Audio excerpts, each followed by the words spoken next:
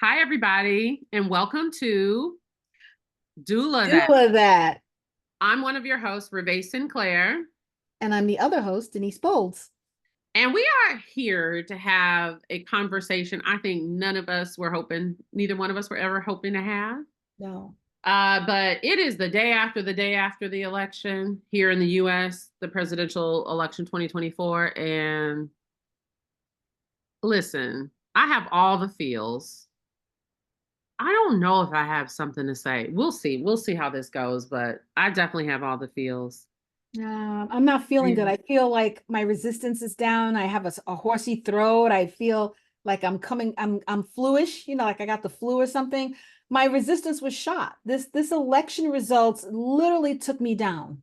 It took me down like it did back when his first term he won, back when Gore lost. This is the Ugh, third time United States election has taken me out like this. it's so major. I mean, I think it has the impact. Like I told you yesterday, I had a runny nose. It just came out of nowhere. And I immediately acknowledged that my immune system is down. Yeah. Mhm. Yeah, this is tough because the way America goes, so turns the world. We are powerful in so many ways. And I think people really underestimate the power of casting that vote, that ballot. Mhm. Now, I have so many thoughts. My background being in politics, I used to work on Capitol Hill for a U.S. senator. I'm a lawyer. I feel all the things and have opinions about lots of it. But on a basic level, I feel betrayed. Yeah. It took me almost all day yesterday talking to family members, talking to close friends. I kind of kept it tight yesterday because I needed to recover. I did definitely feel like the first half of the day I was like in the bed under my weighted blanket, just trying, like in the dark room, just trying Mhm. to absorb the enormity. And I absolutely feel like we are forever changed. Oh yeah. And my fear is that we'll never get back to some of the freedoms and some of the equitable, like we were on path to get some equity in some spaces, and now the whole, it's like somebody just took the table and just flipped it. So yeah, that's how I feel. I feel betrayed and I feel I'm pissed. That's an understatement. I mean, I'm here in New York City, as everybody knows. I live here in New York City. I live in Hell's Kitchen. I'm right in the epicenter of when the pandemic struck, and I see this president who's coming back for the second term as the pandemic president. I saw what he didn't do for the country. I saw what he didn't do for New York, being the epicenter of the pandemic. And when the election results came in, I got triggered. I went right back into pandemic mode. My body, my mind, my thoughts, my feelings, everything went back into pandemic mode. And that's not where I wanted to go back to. That's not what I want to be. And at the same time, I'm a Black woman. I have a Black son out here walking these streets. And I'm a birth worker, and I've supported people through stillbirths, through ectopic pregnancies, through incomplete terminations, miscarriages. And thank God medical science was there to help these people pull through, whether it be antibiotics for sepsis or whether it be a surgical procedure to fully clean out that residual tissue and let that person heal. I don't think anyone needs to die from this. I really don't. But here we are, and there are women who have died since this whole Roe v. Wade got revoked. And I'm just very upset about this because this is going to impact generations. And I want my son to have a good chance at having a good family. I want there to be healthy women. We need future generations to perpetuate our communities. And this is not the way to do that. No, it's not. I mean, I don't, when we look at the impact, you say, around Roe v. Wade, the right to bodily autonomy and the access to birth control and all of that, that is gone probably forever. Because if we look at the way things are set up, the way things are set up, Alito and Clarence Thomas have already said that if Trump wins, they're going to retire. And that gives an opportunity for their positions to be replaced by very young Supreme Court justices. Because right now, as it stands, Supreme Court justice positions are a lifetime. So are federal judge appointments. There are hundreds of open federal judicial seats open. And we know that Trump's going to do what he did when he was in office. He's going to fill them with Republican leaning judges.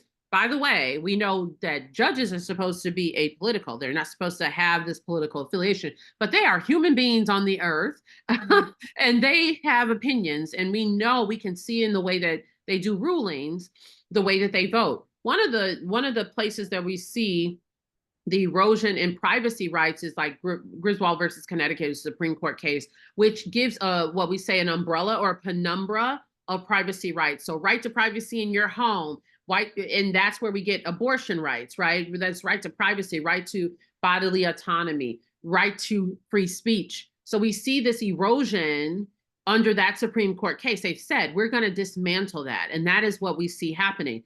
Well, this is our birth work. This is our work falls under these privacy rights. And when they believe you don't have the autonomy, you don't have the privacy, well, guess what? We see the meme today. The young man said, your body, my choice. Mm-hmm.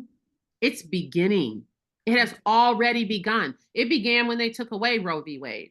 But the fight can't continue if the Supreme Court is stacked for a lifetime and if the federal courts are stacked. So let's say somebody wants to bring a case, it's gonna go to state court, then it's gonna go to federal court, and they can appeal it to the Supreme Court. The Supreme Court can decide never to even hear that case and move it back down to federal courts who would reaffirm it.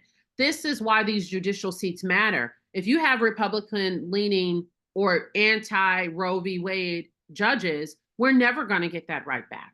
No. And just like you said last week, 3 women died trying to get resolution to miscarriages. Let's talk about what it was. They were losing their babies. And because when they went to have the ultrasound, doctors in these states where abortion is illegal, and they have a heartbeat law, which means if they can detect fetal heartbeat, you can't have an abortion. You can't have the D&C, which cleans out the tissue, which cleans out the uterus. So they were debating from hospital to hospital. Navia, she was in Texas. Mm-hmm. A child, she was a child to her parents, but she was 18 years old. But her parents were pro-life. Yes, they were. So they're in favor of this law in theory, right? But the minute it's their child, they want it done. Right. They want the very thing that they didn't want me and you to have, but they want it done because it's their child. That's right. Well, their child is being buried. It sure is. Because those doctors, they wanted their license more than they wanted to be a good human. Exactly. They don't want to go to jail. Exactly. I'm going to tell you, if I'm going to jail for some shit, I'm doing it. Okay? Mm-hmm. That's going to be one of the reasons I'm going to jail, because I am going to save a life. I'm going to do what I need to do to save a life. And they made those choices. So she went to 3 different institutions and they let her die. And that's the fact. They had the ability to take care of her. They understood she was miscarrying. They weren't unclear about the diagnosis. They were very clear she was going septic. They understood and they allowed her to die. And as a Black woman, I've had multiple miscarriages in my lifetime. If those babies were viable, I would have been the mother of 5 or 6 kids, believe it or not. But I only carried 1 child to term. And I will tell you that when you are miscarrying, you are sick. It is painful. You are bleeding. You could be feverish, massive vomiting, abdominal pain. You are suffering. You are going through it. So for these women to have to go from hospital to hospital sick, asking for help and being turned away or being referred to someone else, it's inhumane, the amount of suffering they endured before they passed away. Her mother was screaming and begging them, help her, please help her. Don't let my baby die. Please help her. She lost a grandchild and a child. in one breath. That was it. last And week. like I said, miscarriages are very difficult. I've supported dear friends through ectopic pregnancies. Once again, very painful. Fever. Once again, you're sick because this is an abnormality the body is trying to fight against. Um, this is not something where you're just sitting here talking like Reve and I are. If you are experiencing this, you are going through it. You are ill. And there goes the Hippocratic oath of taking care of someone Do no harm. who's do no harm, but they're sick. They are So sick.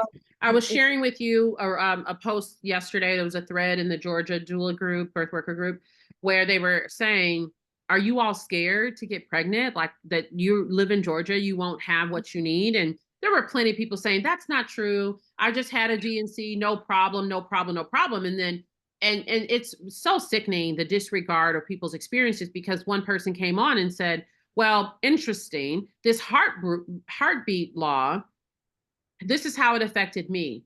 She went in, it was clear she was miscarrying, but they could hear, they had some kind of indication of heartbeat. And she went back several times each week for 4 weeks. She was sick, like as you said, sick. She had other children. She's working. She's trying to, because she can't get off work. can't get off work Can't while get you're off work. miscarrying. You don't get any benefit for that. Nope. No benefit, no excuse, no doctor's excuse. They just let it pass. Yeah. So it took 4 weeks, but for her to actually get the procedure, to be able to be allowed to get the D&C. It says for a whole month. We let Americans do suffer like this, psychological, physical, emotional. And then we want her to be a model parent. We want her to be a model citizen and go vote and work. It's unconscionable. It's inhumane. It really When is. they knew the pregnancy wasn't viable. Oh, by the way, one of the other features that helped them know this wasn't a viable fetus was the fetus had a condition that they would have died really, really soon after birth. So the prenatal testing, right? The prenatal testing confirmed that. So they already knew, and then it started resolving by miscarrying in utero. She was not far along in the pregnancy, but far enough for them to actually have this genetic testing. And so we let an American woman suffer. And so the children are now without their mother. Yes, here we go. Yeah, and so this is how we're getting the erosion. And I don't see it. We're probably never going to get it back. If the courts get stacked, see, the lawyer mind goes to the judicial piece, we might have a midterms. I don't know. We may or may not. I don't know how they're going to change government. But as we know it today, we'll have midterm elections. There'll be new Congress people in 2 years. There'll be new senators. We might take the Senate or that, whatever. That'll all change, maybe, unless they fundamentally change our system. But what won't change is those stacked judges who have federal and Supreme Court who will have lifetime appointments. If there's one thing I pray to God that they are able to address before this administration changes in the next 2 months, is to change the Supreme Court from a lifetime seat to a limited term seat. Yes. That's the one thing they can do that could make a difference for our future. That's the one major thing they can do. I agree.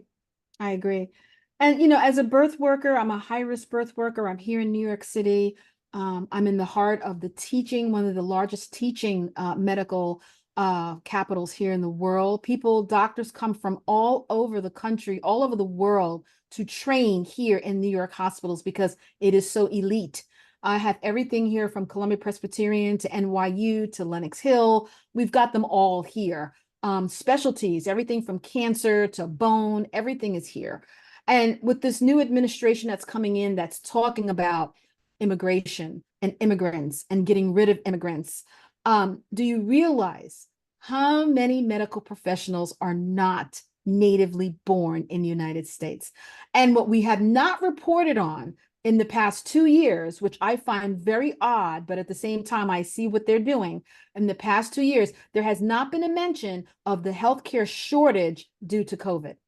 Healthcare shortages of nurses, physicians, mental health professionals have all been almost decimated out from the pandemic. Okay. Traveling nurses are traveling from state to state, making buku's amount of money Yes. because there's such a shortage. And now, if we got a president's cabinet that wants to take out immigrants, that's going to further impact our healthcare system, which has a large number of people working dedicated to healthcare Yes. and medical sciences who were not born in this country. That's right. And we saw it in our Facebook group, Birth Workers for Kamala. One Mhm. of our members in that group said, this is devastating. They are a mixed status family Mhm. and they rely on the husband's income. And my indication is that the husband is not a citizen. And if there Right. is pursuit of immigrants and deporting them, her children, they're going to need to go back They with have to the make an husband. exodus plan. They have to make an exodus plan. Yeah. And a lot of people are doing this. We saw this in the first round of the Trump administration, Yes, we did. when he had the temporary ban on Muslims, as you were clarifying to me. Mhm. And we had physicians sitting outside of the United States because they attended a conference and they weren't let back into the country, where their homes, their mortgages, their offices that they were caring for. They were sitting out there for weeks, months waiting to come back in. So we Like you see said, that they left cars in the driveway, food cars in were the in the parking refrigerator lot. Cars were in the at the airport parking lot. airport. Yeah. Yeah, they Yeah. couldn't get back in. They couldn't get back in to pay their mortgage, to take care of patients, nothing, And because they here and out. here's why. Because when policies were being implemented under that administration, they were unclear. So Mhm. customs officers, Homeland Security, people didn't know, can I let this person in? Would I be losing my job? Would I be Right, violating the law? What's the law? Remember, we were doing weeks of clarify the ban, who right. can come Exactly. in, who can't. It was Exactly. weeks of that. So what happened? Everything Weeks, weeks, stopped. everything. Everything It's just stopped horrible. because people were afraid to make a move. This is exactly what's happening with doctors. With, can they give this life-saving medical procedure, a DNC, can they give it to people because of this law? Is it the heartbeat? Is it viability? Or is the host sick enough? Well, what is sick enough? It's not What clear. is the definition of sick You enough? have to be damn near dead or dead. Like, that's basically, they're not intervening because they still kind of hear heartbeat. Well, you and I know this fetal heartbeat thing is kind of interesting, right? Because sometimes you have a heartbeat on the belly and you have a monitor on the belly, and then you have, because they can sometimes overlap, you have a monitor on the finger, Pulse right? Be oximeter, able to yes. distinguish between fetal and the birthing And person. abdominal aorta beat, pulse. Okay. We're So picking we up. all That's know that another. sometimes the signals get crossed. So Yep, how do they know that that's not what's happening? Are you hearing moms, or like, what are we doing? Now, maybe exactly. they're putting the finger on and then they're hearing and they're seeing that there's a difference. But if we know, like in, the one case I talked about here in Georgia, where the mother reported in the Facebook group, this was a term, this baby was never going to live. Mm-hmm. Why are we having her suffer a whole month? Yeah. You Yeah. already know what it is. Mm-hmm. So people are scared to trigger, and so we're gonna, we've had 4 years of this. We know what it is, We know what it is, but but I believe it's actually gonna be worse. I don't believe he's at the helm. I don't. I'm not a conspiracy theorist, but something we know that there's been a decline. He opened the door, and there's been a decline of morality in this country. We've seen a lot of energy and enthusiasm around militias and weaponry and controlling women's bodies. And I shared a post. There was a young man who did an interview of a white supremacist, a white nationalist. He was having dinner, and I will try to link this as a TikTok. I'll try to link this in the show notes. He had dinner with a white nationalist, and the white nationalist just basically said, well, we're saving the white race. We're making sure that oh we yes, we survive, because yes. you guys are reproducing. We got to make sure that we are here. Then had the nerve to say we built this country. When he said that, because I've got it here, because Reve sent it to me and I played it multiple times. When this white man had the gall to say that white people built this country, said who? And the young man corrected him and said, well, his people, Chinese people, laid Built the down the railroad railroad, tracks. right? And he corrected him. Black Americans with a Built this history country. of we were enslaved people, because not all Black people in America have the history of being a Black American who No, were enslaved. My ancestors were enslaved. We built this country. we built this country. Hell, we built built this country. the White House, the Sure Capitol. did. We built the Capitol building. Yes, we did. Literally built it. Built it literally. Don't talk to me about who built this country. But at any rate, he said the quiet part out loud. Yes, he said, did. we're trying to save the white race, white folks. Ethnocentrism. Okay. He was like, we Ethnocentrism. can't let you all outnumber us. And that's the direction we're going. So we have to get rid of you. We have to We're going to lose immigrants, we have to power. put you in another country, send you back so that we can survive. So this is the agenda. We are talking what you and I are just saying what they're saying. They're saying the quiet part out loud. They're telling the truth. And that's what we see. And I think that's what we're in for. Men taking over, men controlling bodies, men controlling who's in this country and who's not. And I think we're just in for a wild ride.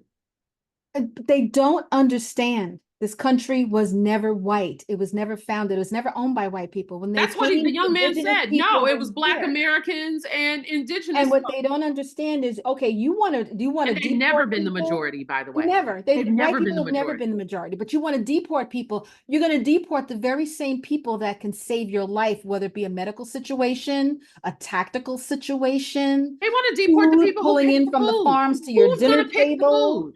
I mean, I don't understand. White people don't have the strength or gumption to do the work that a person of color has done for over 400 years. They don't have your food. Who's going to fix your car?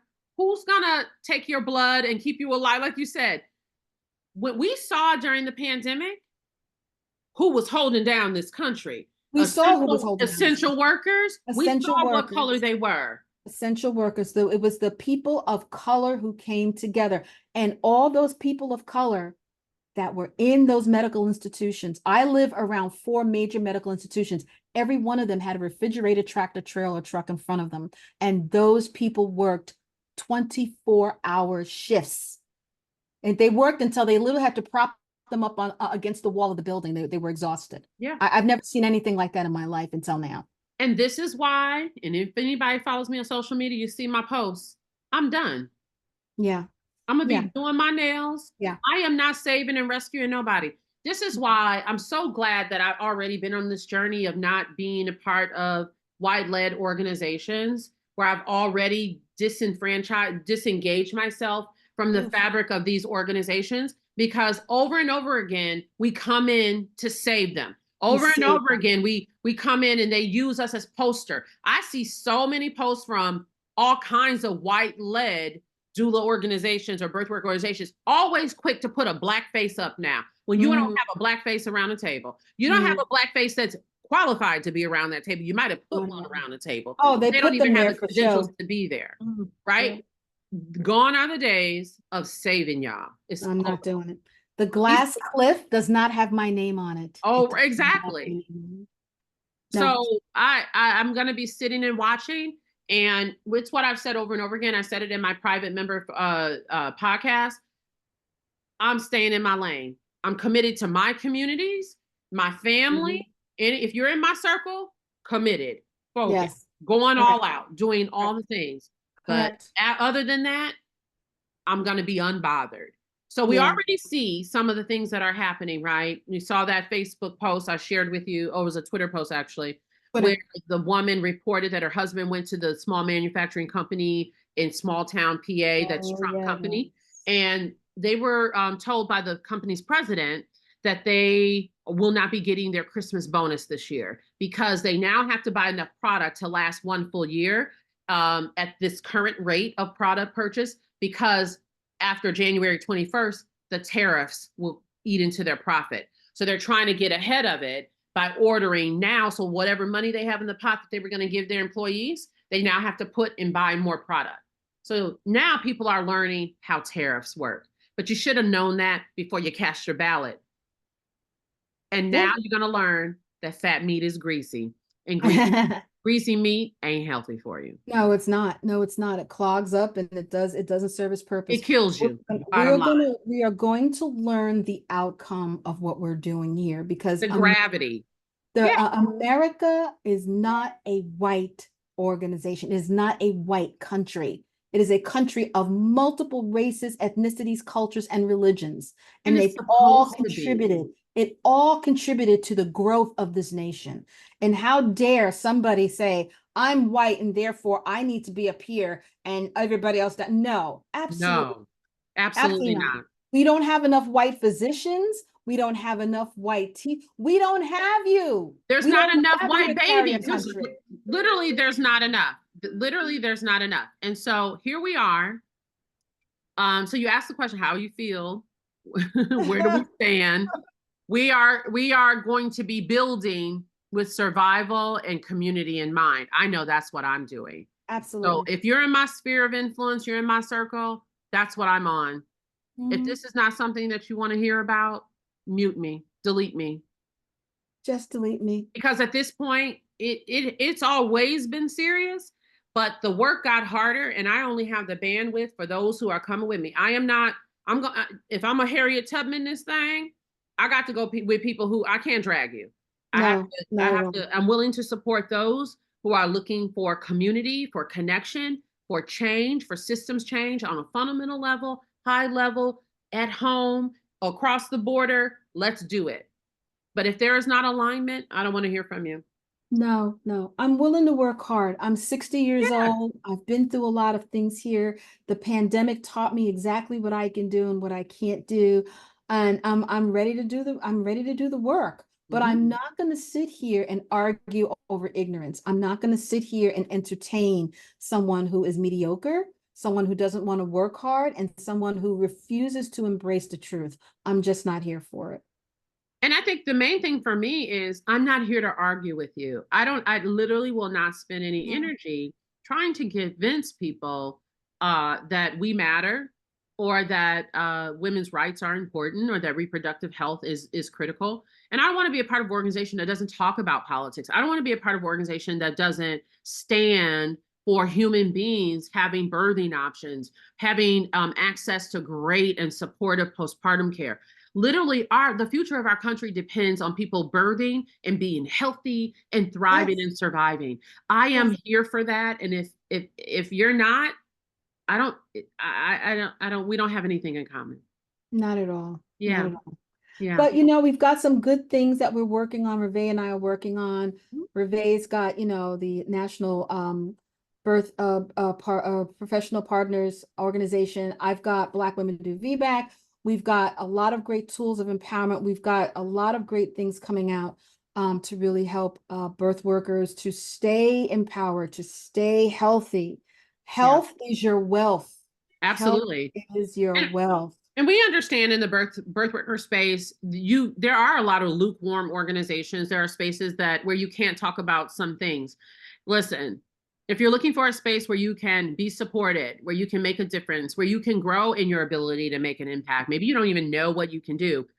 I'll be doing a membership drive, an open call for members for the Yeah. National Birth and Postpartum Professionals Organization coming up soon. So watch out for that. We have a online community space. I just recorded a couple of episodes for the private podcast where you can get guidance.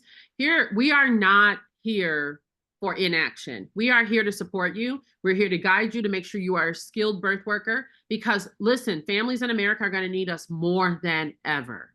Mm-hmm. Access to quality care is going to become more and more challenging for all the reasons why we talked about shortage of medical professionals, hospitals not being able to meet our need because they can't do this, they can't do that without checking the legal books.